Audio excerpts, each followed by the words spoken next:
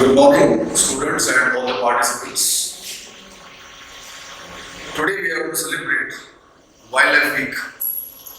Usually, every year in the month of October, the first week is selected to celebrate Wildlife Week, wherein various departments of life sciences make it a point that the idea of biodiversity, idea of wildlife gets propagated in the society.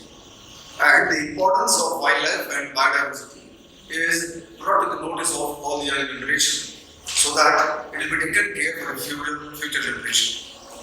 Similarly, Jesus College Department of Biology, which includes botany and zoology, every year celebrates this Wildlife Week by arranging various programs.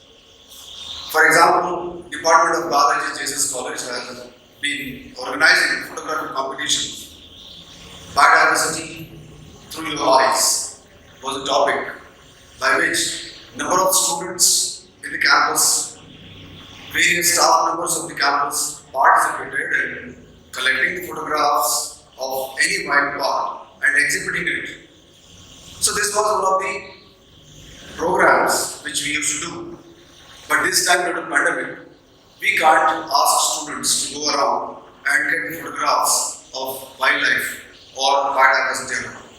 So this is a unique idea which we have come out with, that we take you to various questions, various answers, which will explain what exactly the wildlife is, what exactly the biodiversity is, what is that we have done to damage the biodiversity around, and is there any question or is there any method by which we can repair the damage. So these topics were thought to be brought to you by Jesus College Biology Department, and accordingly we decided to have a Wildlife Week on 6th, 7th and 8th October.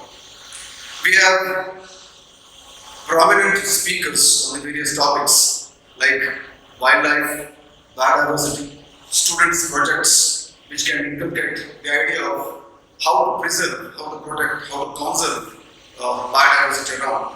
So we selected few eminent speakers on this to talk to you in 3 days with different sessions. In the first session, we have introduction to wildlife, wild conservation or protection. This topic will be done by our principal, Jesus College, who was at the Department of Zoology for a long period. At present, he is an environmentalist. Okay, I should use different words to explain this. I would say he is a student of biology. He is still a student of environment. We thought that he would be a very proper person to speak to you about what exactly conservation is, what exactly protection is, what is biodiversity and what is wildlife. Similarly, for the next session, biodiversity projects for students. We have another prominent, I should say, the researcher, Professor Rahul Kanolkar, who has been working in wild. We call him as a wild man who keeps on working in wild animals around. So he will be another person to talk to you about how the projects can be designed by the students for biodiversity. Similarly, in the third session, he will be talking to you about biodiversity of wildlife or biodiversity in Western Ghats. A proper focus on Mother Nature Center, which keeps on working on this wildlife and biodiversity. And the last session on day 3, that is on 8th October, we will be having students who would present the projects. So, in this formal function, I welcome our eminent speaker, Professor Prabhu, retired principal of Jesus College. At the same time, I also welcome member of management, Shri Rajesh Gawkar. At the same time, I should welcome, he is a part of the program, Professor Mazukar at the Department of Zoology, Botany. So let us celebrate this for 3 days. Let us understand what exactly wildlife is, what is conservation, what is protection, and let us enjoy this Wildlife Week on these 3 days, 6th, 7th and 8th. Thank you. Hope you will get plenty of knowledge during these 3 sessions. Thank you. Thank you, Professor Algegar, Professor Mazukar, and Mr. Jayas Gaukar. I'm extremely happy that my department has invited me here to interact with the students and staff on the issues of wildlife conservation in order to celebrate Wildlife Week 2020, which happens to be in first week of October. Well, I would like to add a word of this department, that this department has a great legacy, because when the SESA, Sahyadri Ecological Sensitive Area project, was taken up by an environmental group around here, right from 80s, this department, I don't call it the botany and zoology department, I call it the biology department, the students and staff have taken active role in that project. Even when Karnataka government has declared the Bhimghat sanctuary, the contribution of students and staff from this department is just great. So this department has a legacy of working for environment, and again I'm called here, and this year they are celebrating. I'm really happy, thankful, and wish the department the best success in this. Well, instead of me telling, I would like you asking me some questions and I answering those questions. That would be a better kind of a interaction than me talking and everybody listening for a time. So I request you all, please ask me questions if it's convenient to you. I want to ask one question, sir, regarding wildlife and biodiversity. As a student of biology and environmental studies, how would you define wildlife and biodiversity? Wildlife is considered initially as it's only with the animals living in the wild. Later, we realized that wildlife or animals in the wild cannot live on their own. They also require the environment surrounding it, and therefore it was considered as wildlife with wild animals and plants together form a wildlife. Now we consider, we define that life that grows on itself without human assistance is wildlife. And this wildlife is made up of microbes, right? Small, very microscopic organisms, plants, animals, decomposers, fungi, all these contribute to wildlife. Well, in wildlife, the concept one should know, that concept is wildlife requires abiotic factors with them to survive. And this abiotic part, which is natural resources, this wildlife and natural resources, they are continuously interacting in dynamic equilibrium, and that is what is wildlife is. Now coming to biodiversity. Biodiversity refers to variations that we find in animal kingdom, plant kingdom, or all living beings. The variation, depending upon the variations, we have different kind of diversities. The first is, they said, genetic diversity, which is there in the genes. That's why no two individuals are equal. They have certain different things. That's called a genetic diversity. Then we have species diversity, where no two species are equal. Every species is designed to be specific, unique, adapted for a unique kind of habitat and unique kind of behavior, unique kind of entity. And that's how we have species diversity. And then we have ecosystem diversity, where there are a number of ecosystems, all these can interact, and we have a biosphere with us. Well, one more thing is the diversity that you should know, that genetic diversity helps species, it's upper level. Genetic diversity is between the individuals belonging to a same species. Like for example, just to give an example, now there is a COVID time. Everybody doesn't suffer from COVID. Some people they don't suffer, some people suffer. Now what happens? If COVID is very, very bad, and if it kills the organism, then all will not die, the species will continue.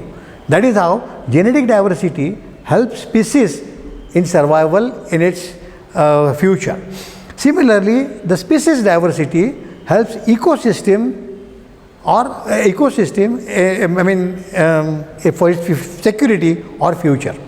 Example, in Belgaum, when I was a young boy, that time there were plenty of vultures and kites. The vultures were there, they were feeding on the meat waste that comes from fish market or the meat market, and we would see vultures flocking in those areas. Something happened, the vultures disappeared. And when there are no vultures today, these kites have taken that job. That is, there we had species like kites, we had species like vulture. Both kites were then helping to keep Belgaum clean. Somehow those kites went out, but the dirt, it did not accumulate dirt in Belgaum. What happened? The kites took up that job and they are cleaning now, and Belgaum is as good as this. That is why the species diversity what we have helps in maintaining the ecosystem, helps ecosystem. And ecosystem diversities are always there, like we have aquatic, terrestrial, you have aquatic, terrestrial. Aquatic again, there are freshwater, standing, so many kinds of ecosystems are there. And if you take land ecosystem, you have various grasslands, tropical forests, desert. All these ecosystems put together helps biosphere of this earth. I will tell you one more point here, as from people from Belgaum. Belgaum is located on the Western Ghats, supposed to be one of the highest biodiverse place in the world, one of the highest biodiverse places. And then naturally, because we live here, it becomes a part of, it becomes our responsibility more to take care of wildlife and biodiversity. So both we should take care, we should be taking care. But in recent times, there is a depletion of natural resources and depletion of wildlife. And in this, the human activity is responsible for this. And because of that, we are finding some problems. Why there is depletion in wildlife in last few decades? Well, last few decades, we are seeing the tremendous damage to the environmental resources, natural resources and wildlife, and in turn biodiversity also. But this depletion is, and we say this depletion is because of man.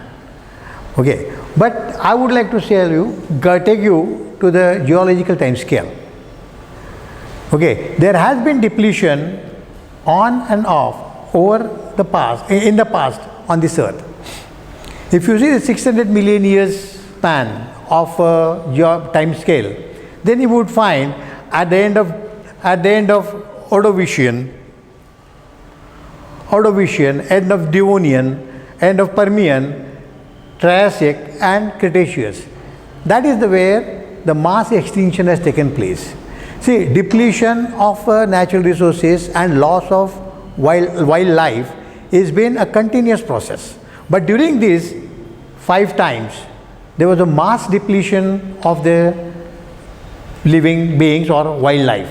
And this was caused because of some factors which was external factor to the earth. Well, now something happened here, we know what happened here. During this time, when it took at the end of Cretaceous, where these dinosaurs and most life then became extinct and new life started. That was because of some kind of a meteor coming to the earth, hitting the earth's surface, cracking earth and making huge cloud. And because of this cloud, for a couple of months sunlight could not reach the earth's surface, and that's why most of the life disappeared during this time and a new life started. After every mass extinction, the new life has started, new era has started. And if you see roughly, the time span is 100 million years. So this is around 450 million years, this is around 350 million years, this is around 250 million years. Okay, this is little 50 million years, and again this is again 150 million years. So roughly you can say 100 million years there has been a natural process. So what I want to say, depletion of life depletion of resources, some coming from outside, is happening on this earth. So it's a natural process. Depletion of natural resources and depletion of wildlife is a natural process. What is happening now is, in this quarter, we are here in Quaternary on top. At this time, what's happening is because of human activity. Because of human activity, the tremendous utilization of natural resources and wildlife for human benefit, and because of that, this now ongoing sixth mass extinction, what's supposed to be, is most dangerous and very, very fast. For example, if loss of 10% of species took 10,000 years here, it would take just 100 years in this time because of human activity, and that's why this is fast, and that's why it's dangerous, it's alarming. We need to take care of this for our interest. One more thing I would like to explain, I would discuss with this geological time scale, is that, look here, the life arose somewhere around 3.6 to 4 billion years ago, and from 4 billion years ago to 600 million years. That's almost for 3,000 million years. The life was there in the form of microbes. And these microbes survived here. They went everywhere on this earth and made the earth a living planet. As Gaia concept also says, Dr. Lovelock says, the earth is a living unit.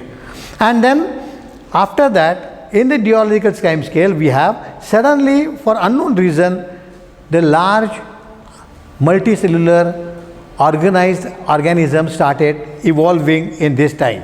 About 600 million years the process started, and then they started growing here for unknown reason. But microbes continue to live.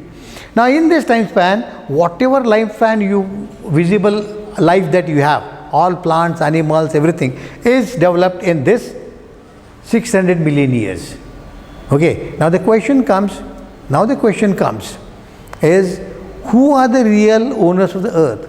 Those who have lived for 3.6 billion years, or we as human beings which are here for just 1 lakh of years? Homo sapiens are just here for 1 lakh of years. 1.25 lakhs of years. That's the question. And one more thing, you see, microbes know it very well. Okay, if someone comes to your house and spoils the table or something, he drops some dirt on the table, who cleans it? You or the guest? You clean it. Why? You don't ask guest because you have made it dirty, you clean it. You do it yourself. Why? When he has done it, it's his job to do it. But why you do it? You do it only because you have that ownership of the place. You own that place, that's your place, and everybody else is a guest. So you clean it, you say that, and you say, okay, you take care, and the Atiti Devo Bhava. Any guest coming in is Devo Bhava, so you stay here. That's what you say. You will find very interesting thing today. All decomposers of the present earth, major 90% of decomposers are microbes. Now they have kept that cleaning job of the earth with them. So they know it very well that it is their earth, and if you want earth has to be kept clean, then they need to do it. Okay, and there is a message also. If you have to be, all these animals over here which have come here, they are the guests for a time of period. If you behave like a good guest, well, you are most welcome. If you don't behave like a good guest, then same thing will happen to humans as it happened with trilobites or dinosaurs. So it's a note of caution to us.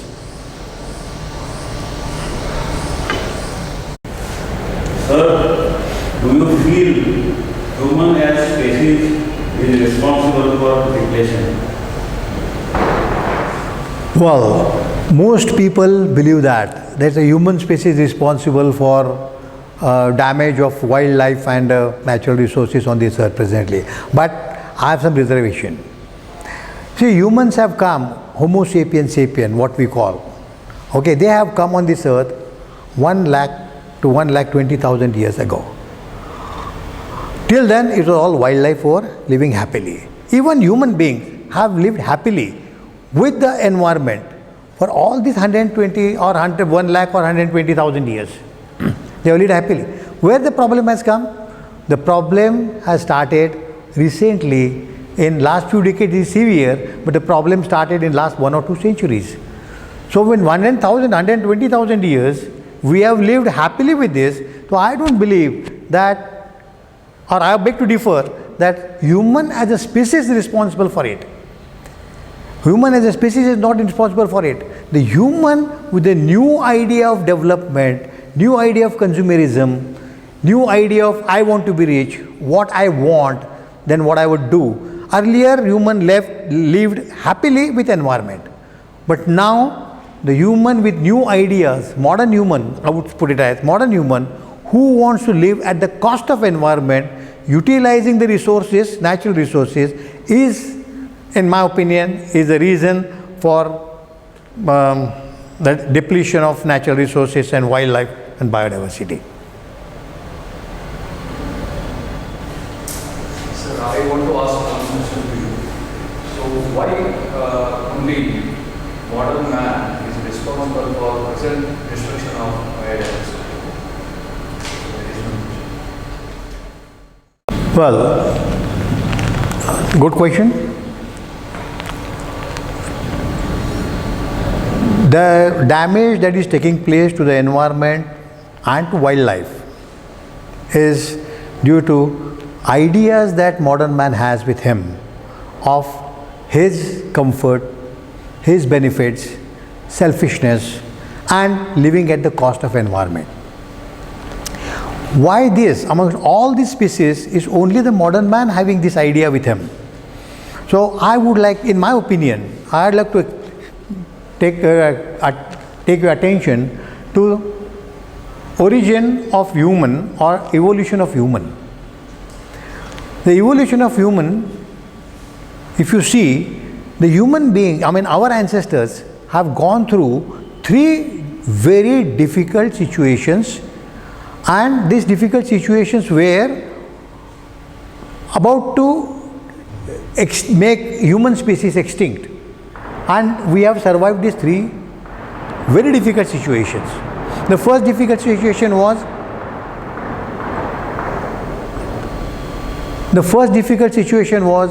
we are mammals, and we have evolved from shrew-like animal. We evolved from shrew-like animal, and then we became primates, then became apes, and then came to open land. That's our history. I think most of you know. What happened? What happens in every transition? When we were living as mammals on the ground, and when the crowding on the ground was more, and the forests were falling short to support all those on the ground, the weaker ones had to go out, stronger ones lived there. And that time the question is, if you don't leave that place, you will get out of this wildlife. You will not be a part of life. So it is almost your extinction. Now that time we, with many others, left the ground and came on the treetop as primates. When it took time, but we changed our, some changes in physics, some of our physics, some changes in thinking, some changes, and we got adapted to living on the tree. Once we started living on the tree happily as primate, again the second transition came, because on the tree species also the space was short and the number of individuals was living more, a number of individuals was more. That time, at that jolt, the weaker one had to leave the treetop and come down on the ground. So that is another big problem, big difficulty, another jolt to humankind, our ancestors, that we had to live and come down on the ground as loser. But we learned a big lesson in that. After coming to the ground, we started living as apes, so that when we had to compete with the ground animals, we would take a shelter of the tree, and when we had to compete with the arboreal organisms, we would take a shelter of the ground. All right. We lived there. We lived happily over there. So whatever changes required, we have incorporated the changes in our body, thinking, communication, and we were apes. Well, after that, the space for the apes also number increased, and the space of apes was also limited. Now there again, those who are weaker had to leave that place. Stronger remained there. And when we left that place, we came to open land. And we came to open land and saw we had to fight, survive in competition with saber teeth, the huge carnivores which were living there, the huge mammals which were living there in the open grassland. And we had to take shelter in the crevices, compete with them and survive. Now all these bad patches have taught our DNA to be very, very proactive, very, very careful, very, very, anticipate the danger, even if there is no danger. Okay, and that's what human beings have been made as the most timid animal on this earth. I would just want to give an example. In a room, there is a person and a rat who start jumping. A rat or a person. Obviously, rat should do it because he is a smaller one. He should be scared of man. But what happens? Man is scared, being such a tiny one. Why? Because we have become proactive and we have developed one kind of thing that any living being that moves is a threat to my survival. Because that has happened 3 times and we have developed that in our DNA that whenever we see any living animal in my premises, what I do best is kill him so that I am comfortable. You don't think that happening with the rest of the world. Only when somebody is attacking, those animals react, but not otherwise. Only man reacts. If he is even given an idea, there is a snake in the room, he is scared, he will think of the snake killing the snake. This is because of our evolution. And in evolution, we have been made timid so that we are scared of everyone. Added to that, I put it as Europe's influence. It's certain characteristics additional were developed to our mankind, added to our mankind, and that I call it Europe influence.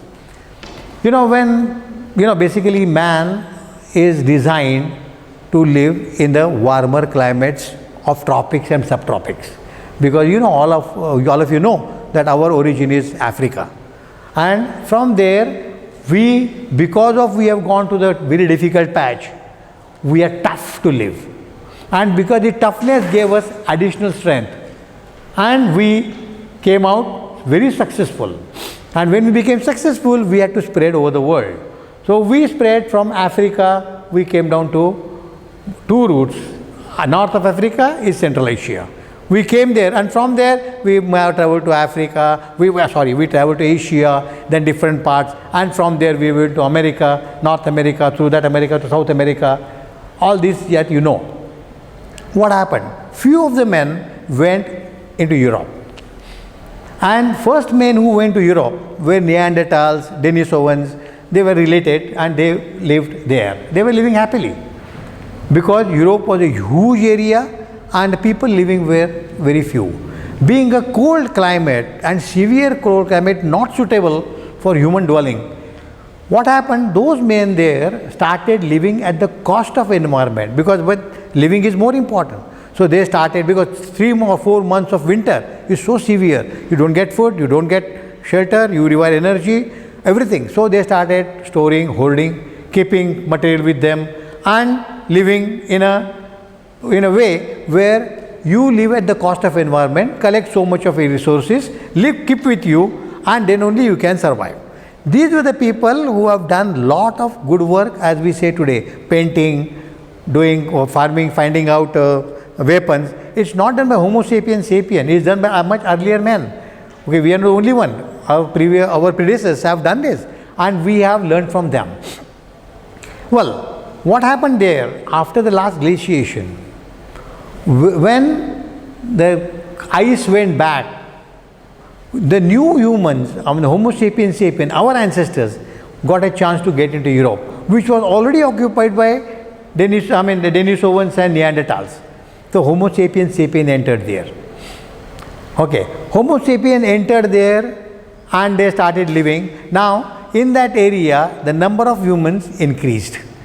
Everyone has to stock lot of natural resources. And when number increased, then actually it was a tremendous stress on the natural resources. So you would find, you see beautiful pictures of Switzerland. But do you think Switzerland is a natural habitat?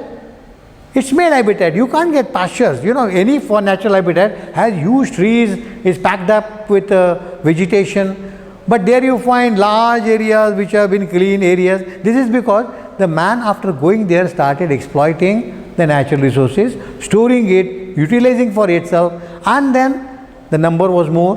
So, you know, 1,000 years back, Europe was not cultured, it was barbaric. And there were n number of tribes which were continuously fighting with one another.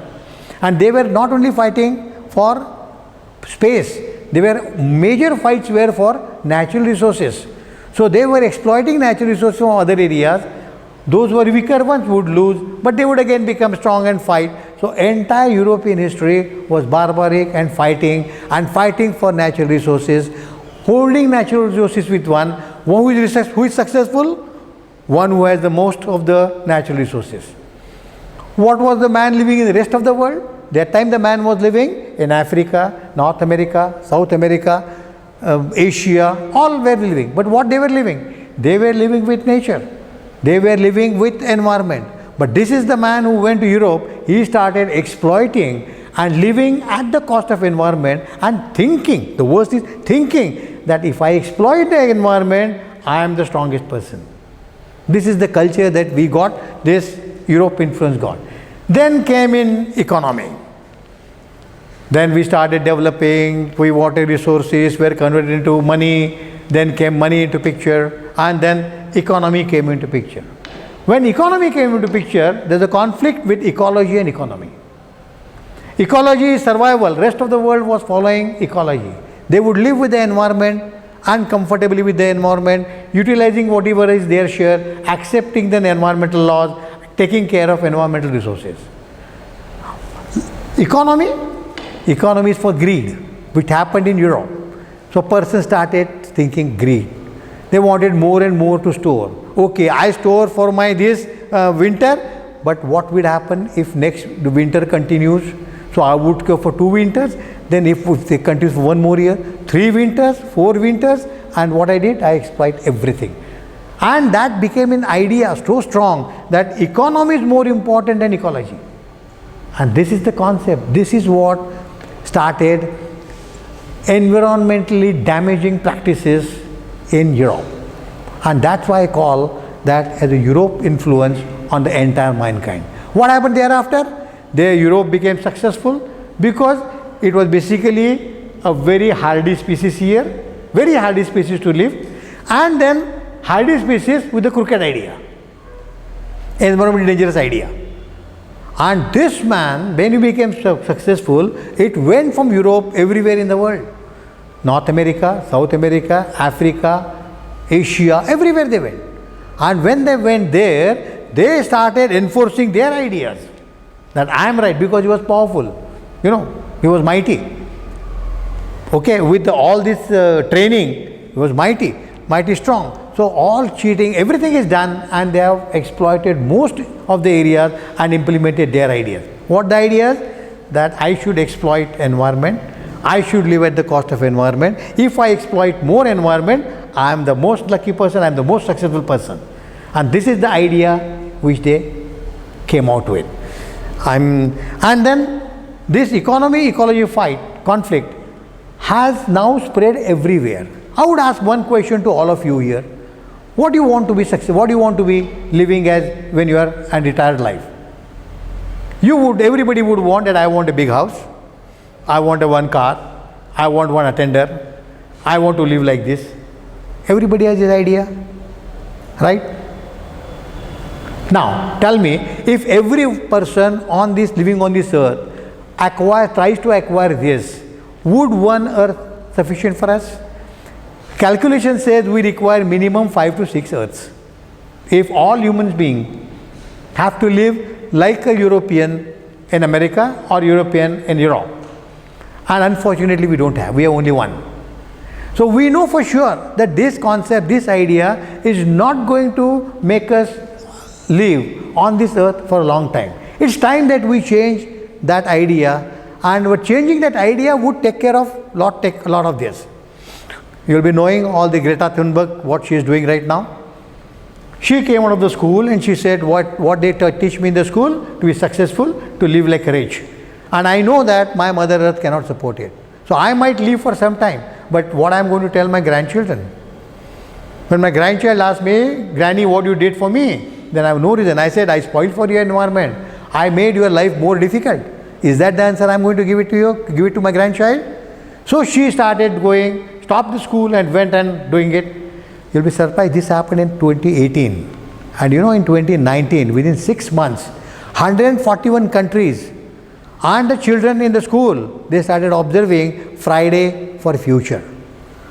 That means the idea that she came with, a 15-year-old girl come with, but she cannot implement that idea unless the seniors agree to it.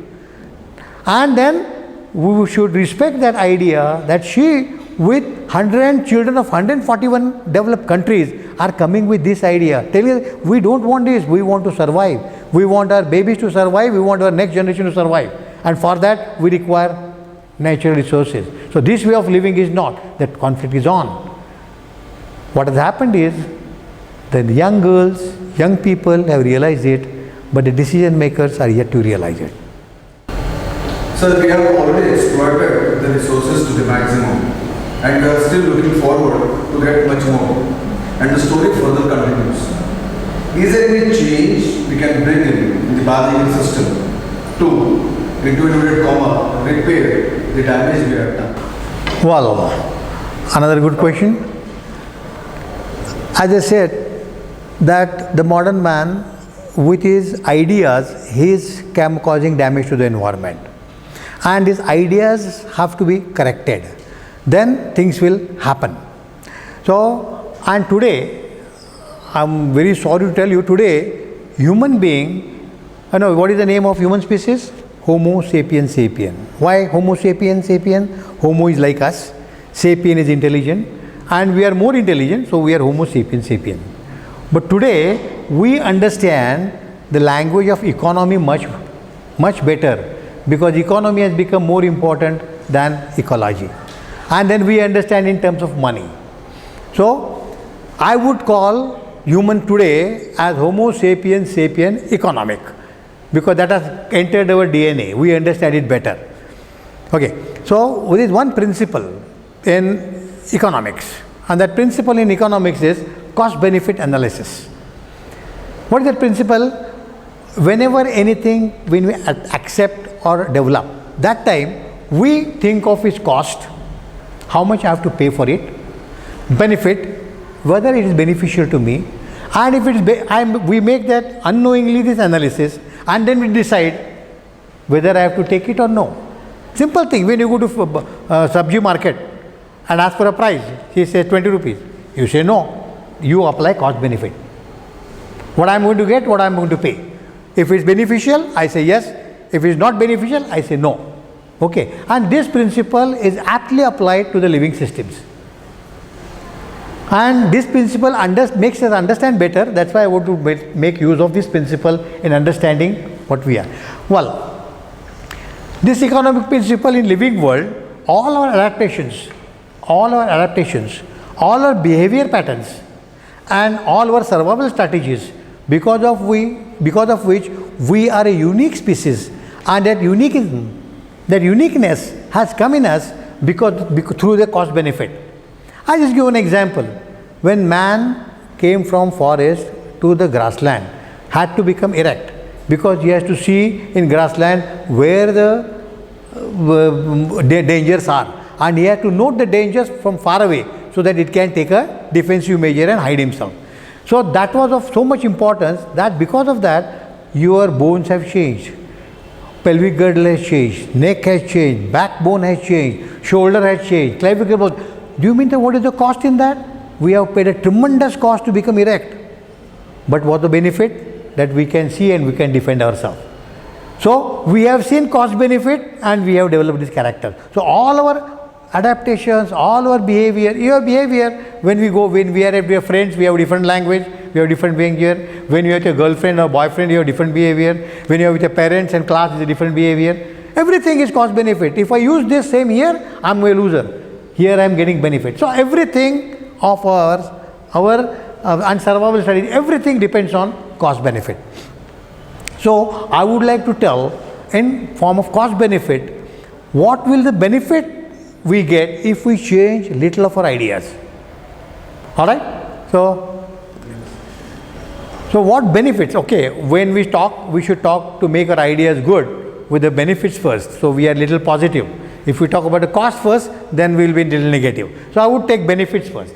What would happen if we try restore and we achieve our goal? That we stop damage to the environment and everything starts growing well. We would have a fantastic biodiversity and we would be doing entire Earth's work very efficiently. That means we will ensure that Earth continues to live like this for another millennia or more additional millennia. Then we'll have food security, agriculture security, because we'll have species, we'll have genes that we can, they help us, so we can get it. Public health, pathogen medicine, you will be surprised, SARS came, or Ebola came, HIV came to us, now Corona has come to us. Why? Because the depletion of wildlife. They were living happily in some other form, they want to live in you because you are now more successful. So if all live, then we'll be getting rid of most of the pathogens, we'll be getting a better medicines, because we would understand other organisms and develop our medicine practices. Ecotourism, you know that when you go out and see blue, green color, river flowing or water flowing and lush forest, it pleases you, your mood changes. So that we want and that we are depriving. So ecotourism, environmental prediction. Now it's very difficult to predict what's going to happen tomorrow. So if everything is in order, then environment also will come into order. So we need not have to be prepared or emergencies and be stressful like what's happening. Anytime is a flood and huge flood. You see the cyclones have been there for ages, since the origin of Earth. But recently you will find cyclones are very severe. So all these environment predictions, environment will become good. Well, research and education, we have to learn so much from them. Every species is a big logbook. And every species, if you understand DNA, then you will get one big story like Ramayana or Mahabharata, because it has gone through so many difficulties. Everything is recorded there. We need to learn it. And when we learn it, then we will know how would we face the probable difficult times. So, research and education will be fantastic. You will be surprised that we know only not more than 1 to 1.5% of the earth today, or the living beings today. Till 99% is just to be worked out. What they have gone through, what their difficulties, if you understand their, so that knowledge will be available to us. Then water and soil conservation would be taken care, and then we will not have, dearth of, scarcity of drinking water for everybody. Then conservation of soil will take place, we'll have good productivity, food grains for all. Then CO2 sequestering. Okay, CO2 sequestering is a modern word. Whatever CO2 is made, we have to convert it back into some organic material. What we do basically, okay, I would like to get a little more here, very clear about it. The Western world which is telling us CO2 sequestering, I don't agree with it, CO2 sequestering, because we are creating a bad CO2. Whatever happens, carbon and oxygen in this present environment, when they interact, and whatever plant biomass they make, if you use that biomass, it will again release carbon and oxygen. But this CO is eco-friendly, because it's called a neutral carbon dioxide. Why neutral? Because it is formed from carbon dioxide of this earth with some other molecules, get into biomass is reused and carbon dioxide has come. So if whatever has been used in last 200 years is called neutral. But what we are doing for the cheap energy, we are exploiting hydrocarbons which were deposited or created millions and millions years back into form of petroleum, coal, coke and all that. We exploit that because we want cheap energy to perform our comforts. Now that when it comes into environment, that is the hydrocarbons of million years back. But from there they use the oxygen. Oxygen is from the present earth. And we are making that carbon dioxide is bad carbon dioxide, because we are not only making carbon dioxide, but we are depleting oxygen. Unfortunately, today's Earth has oxidation is the major process of providing energy. Most animals take energy from oxidation process because there is oxygen. Okay, so and what happens in this process? The oxygen gets depleted because oxygen that is there in this environment is mixing with the age-old hydrocarbon, creating moisture. Water is always good, but all this also creating carbon dioxide, which is unwanted. And then we need to restore this oxygen, and that will naturally take place if we. That's the benefit if it settles. Next. Then the cost. What cost we have to pay? We have to get rid of cheap energy. We can convince myself, I don't want to use energy. I want to use as minimum energy as possible. Whether it be electricity or any higher, I would use sun's energy, food energy and my energy as far as possible. And try to minimize the dependence on the cheap energy which comes from petroleum or coal or whatever. If I decide that and if I say I would do it, then it's not difficult. Second thing, materialistic greed under the beautiful word development. It's a material greed. What do you mean by material greed? I said economy and ecology. Ecology is the need. Economy is the greed. Okay, and what is happening is we are going towards greed and we are given a beautiful word development. I am developed. I have a Mercedes car. I am underdeveloped. I have a Maruti car. Both do the same job. As long as Maruti is there to take my job, why do I have to look for Mercedes? I want a job right to be done. So if I say that I am going to live with the minimum energy, I would live with the minimum things and not depend on something which costs my Mother Earth, which costs natural resources to my Mother Earth. If I decide that I have to make a mind. So it's only the change here. Next, overcome unfriendly practices. We have plenty of unfriendly practices now. Because we have said environment is nothing. Only money is important. What we do? We bring anything, plastic. Plastic has become a nuisance. Plastic has become a nuisance. Plastic is not a nuisance. Plastic is of great use to us. But plastic disposal has caused the nuisance problem. We don't dispose that very well. Once we use something which has served us, we should be disposing it in environmentally friendly ways. And we have plenty of unfriendly practices we have used to use and throw. All right. Just dump it out. Take my dirt from my house and keep it on the road. My house is clean. No. If I have to dispose that, is my responsibility because I have used it. If as the microphile, if anybody does the dirt here, it's his duty to clean because it's earth. Now, if it's our earth, we should be cleaning for whatever, we should be responsible for whatever dirt we make. So, we need to develop that. And one more thing, we have to think globally and act locally. But working globally and acting locally, I would like to go in details of it. So I would like the next slide. See here, this slide, it shows that everyone is Homo sapiens sapien economic. So my interest is of ultimate importance. I should get everything, correct? I understand that. So here, if I say it's my interest, 100%. And don't care for upper levels like my community, my habitat and my ecosystem. If I don't care for that, I get 100%. Fine, I get 100%. But what is gas security? If this get damaged, or this get damaged, do I have a security? So I will get my 100% and no security for tomorrow. One purpose. Well, if I go to the next level and see that my interest is my community's interest. My community, I am part of my community. So I will get my interest. My community interest and my community interest will be protected. If that is protected, my interest will come down by 5 to 10%, not much. But my community is protected 100% because everybody is thinking of community. So community is protected. And when the community is protected, my future is protected. Because community is going to be there, I would be a part of it. Okay, so my community survives, I also survive. But my interest come down a bit. But I achieve a guarantee or a security. We all invest in insurance. Why we invest in insurance? We want something at a time of emergency. But when we say our survival, we don't see of insurance. Now this is the insurance that we take interest of, involve little in the community. If we look at habitat interest, my entire habitat interest, then or ecosystem interest, then my community is protected, I am also protected. In this process, I would be losing 5 to 10%, much lesser.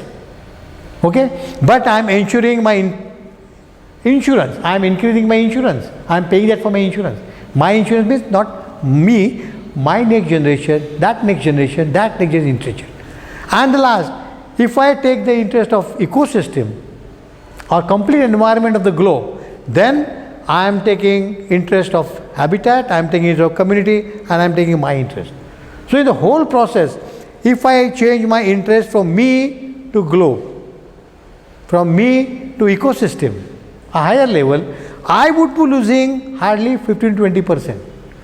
But I would be getting 300% security. So my next generation, my next generation, my next generation would get better chance to survive. They will survive better. See, I die, but my DNA continues in my kids. Their DNA continues in the kids. The only continuity is my DNA. And it's my duty, it's every one of us duty to see that our DNA continues on this earth. And for that, we should be looking at globe and working at local level. Well, would I take one more minute, few minutes? I would like to give one example here about being a little irresponsible. You know, all of you know the story of Lakshman Resha. You all know story that who was Sita?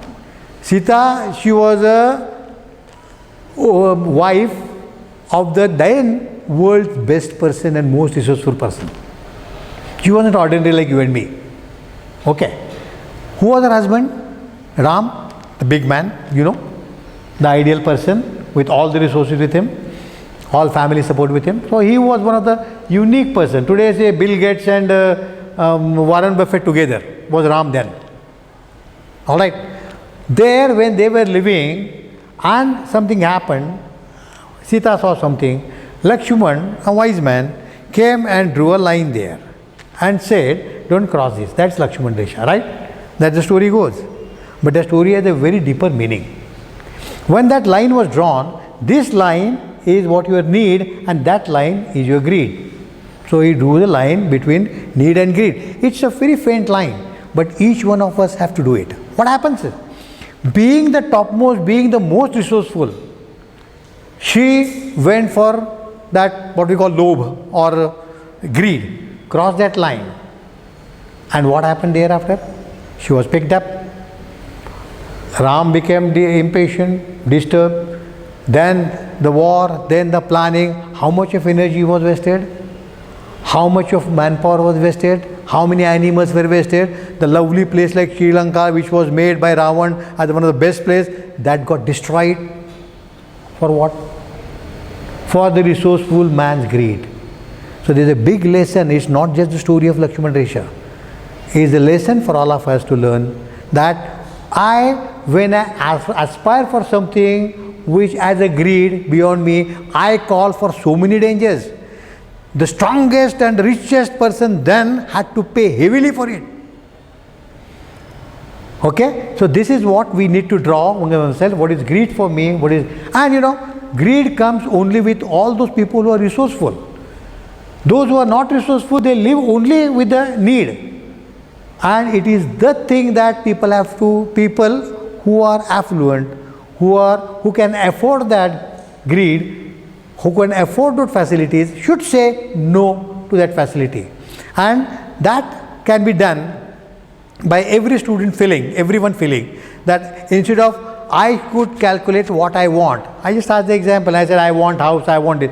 Instead of what I want, if I think of what I can do for my environment, just the change in thought, I can do this for environment, let me do. See, there are two basic things in that. When I say I can do within my limits, I can very well do it. It's within my hand. And after completion of any kind of a dream that you have, you get a great satisfaction and happiness. Okay, so one dream, and you know, once you get your happiness, you are not happy with that and you say, I am contented for my life. No, you look for the next dream, you look for the next dream, you look for the next dream. So you go on building up the dreams that what I can do for my environment, I can do for my better living, what I can do for better for my colleagues, my organisms, animals, like that. If you think in that line, you will be more successful, you will be more happy, because there are more chances of fulfilling that. If, in other words, if I gave it, I want Mercedes car, I want a big bungalow, I would give you sell my future, I will save for n number of things, I would forgo my happinesses, and I'll achieve this. Chances of achieving is also less. So when we say I want this, instead of that, if I just change from I can do this, let me do it, I can do this, let me do it, this concept itself will take care of the environment. Well, there have been number of stories where the people have taken care that human doesn't go there, and there are n number of success stories. But these success stories, Project Tiger, India had taken first Project Tiger, save Tiger, and they did not save Tiger, they just protected the environment. And what happened? Our tigers at the time, 19th century, there were 1 lakh tigers on this earth. When India got freedom, there were 50,000 tigers, and today, all on wild, we have 3,000 tigers to 3,900 tigers today. So this is what depletion has taken place. But Project Tiger was the first government undertaking project which was successful all over the world. Korean no man land. In Korea, North Korea, South Korea, there is a limit space, and there is no man is supposed to go there, and you will get the best life, best ecosystem in that land, because man doesn't go there. Alright, and it's completely natural. You can go to and refer to this and see what it is. Cuban crisis. You know, Cuba in 1990, when Russia collapsed, the Cuba was one of the very resourceful country depending on Russia. And overnight, the Cubans lost their energy, their food, petroleum, food, everything was stopped overnight. The day Russia collapsed, Cuba was absolutely with no help. And being close to America and being a communist country, America was treating Cuba as an enemy country. Then what happened? In first year, you'll be surprised to know, average Cuban weight of person has reduced, average rate, by 5 kgs. That much of difficulty the Cuban suffered.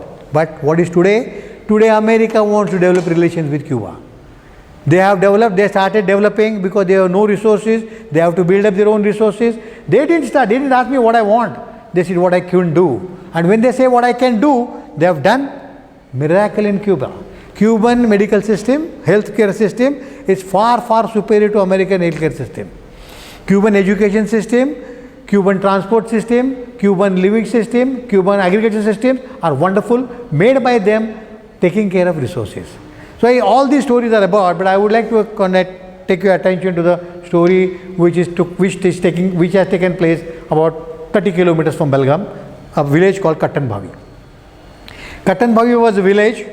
In 1990, it was like this. Can you see this?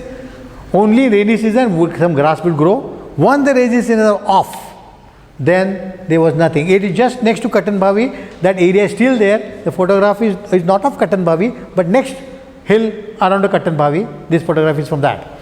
Well, that was the area where I have seen in 90s, women folk will get down the well and fill up their drinking water in a container, in a pot, and then have a ladder and climb up after 2 hours carrying 2 buckets of water or 2 pots of water. That was the story in 1990. Then people started thinking of developing it. They want to develop natural resources, especially the water. Next slide. So what happened in 1972, away from Kattanbhavi, what hill I showed you, much beyond that, one bandara was built by government in 1972. That improved the environment there. So Kattanbhavi people said, why not we do something and improve our fund? So they built up this, and this is a photograph in 2012, but they started building up in 90. They started a small bund, then, and that small bund was made here, and then with that bund the water got stored there. Well, that time also there's a team. I think next slide has a team. Okay. So what the team was one German person came and said, we have exploited India a lot and I think we have to invest a lot in India. So we'll give you money, you do it. This team said, don't give me money. If you give me money, we'll have that money as an Indian and forget about the job.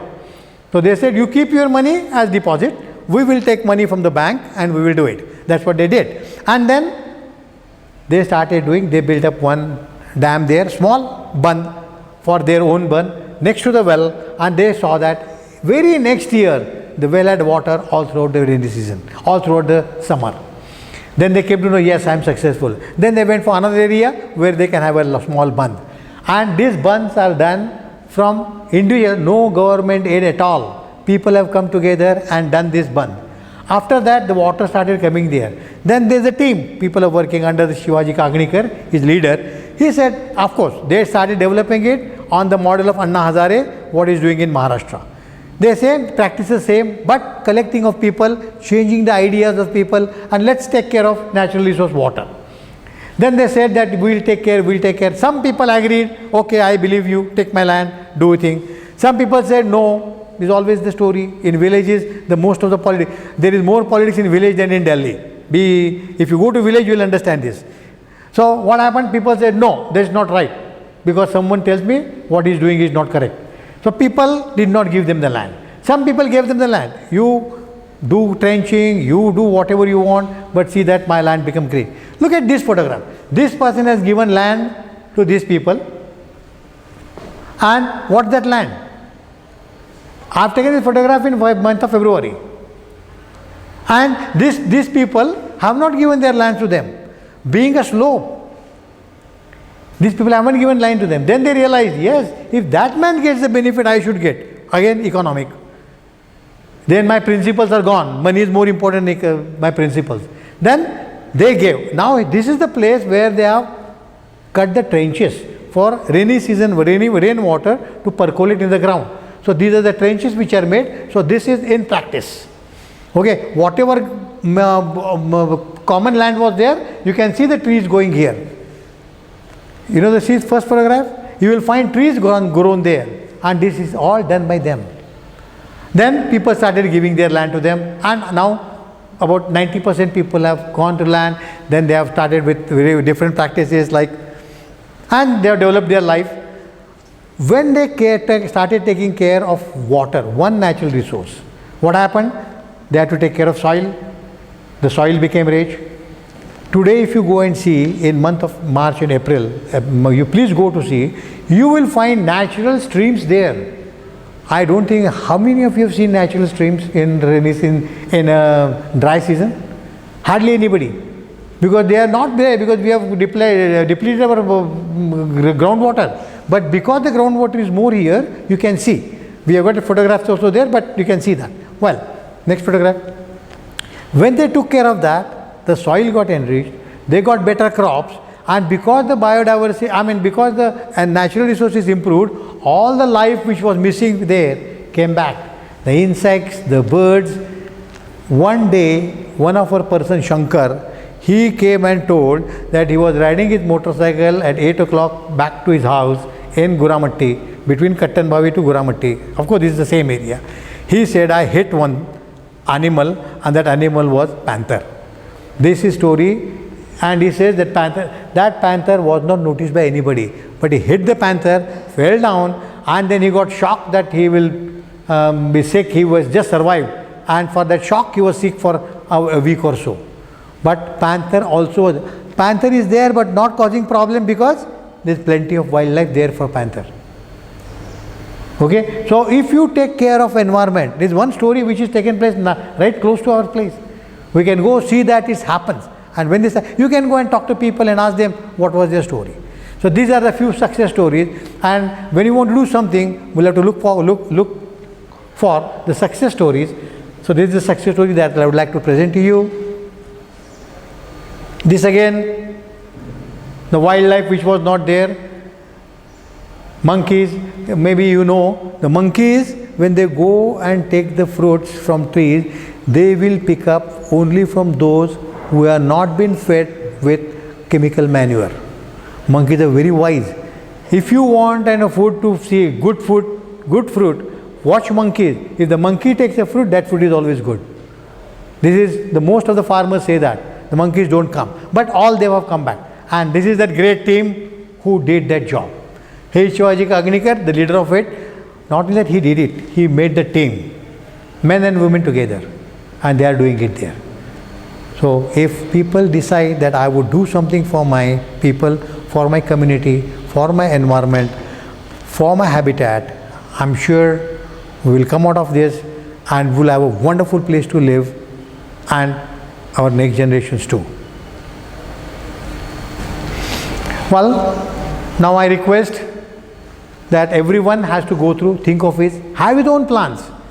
Don't copy someone. You have your own plans and ask questions to you, what I can do. And please design your own plan, that what I want to do. Follow that plan. Pass this message to all. And that's the way we can take care of our lost environment, wildlife and biodiversity. Thank you very much.